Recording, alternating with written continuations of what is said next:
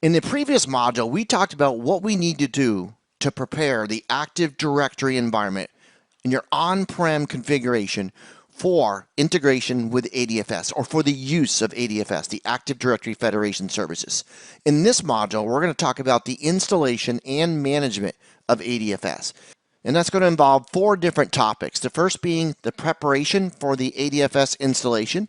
Then we're going to talk about the ADFS installation steps. We'll look at working with ADFS certificates. We want to make sure our information is safe. We have to have SSL certificates. And then we're going to wrap up by taking a look at how to manage the ADFS server farm, including adding additional servers to the ADFS server farm for redundancy.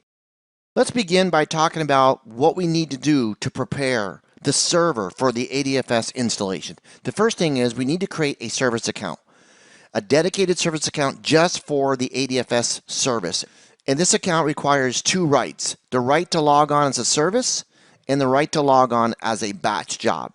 So these are rights that we can assign the account after we've created it. We also need to set a service principal name, or an SPN.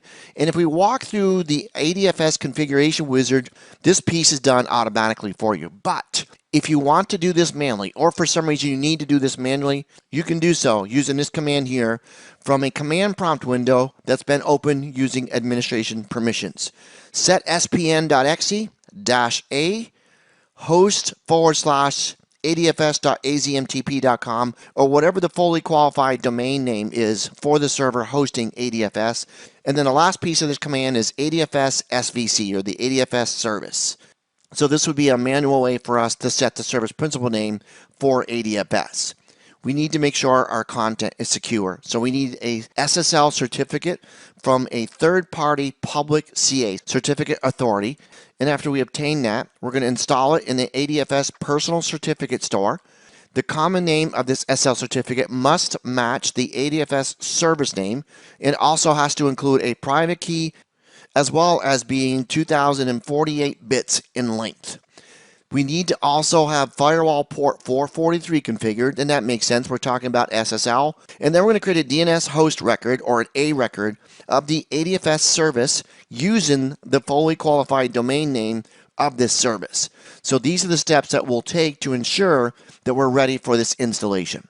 Now, with that said, we have 9 steps necessary to complete this installation. First off, we're going to step back. We're going to look at some documentation, and we're going to look at how we plan on the ADFS deployment. What have we determined we're going to use for an ADFS deployment? Are we going to use ADFS with databases? Are we going to use it with SQL Server? Are we going to have multiple servers, which I strongly suggest?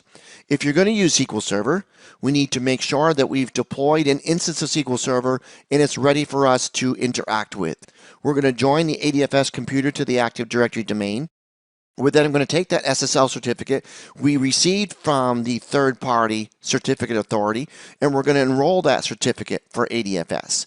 And after we've done all that pre-work, we're ready to actually install the ADFS role service. We'll then configure the Federation server. Optionally, we're going to configure the Federation server for DRS, which is the device registration service. And then we're going to add that host record, or A record, along with an alias CNAME record to DNS for the Federation service and for DRS if we've chosen to use DRS. Lastly, we want to make sure this is all working. So step 9 is going to be verifying the Federation server is installed and operational.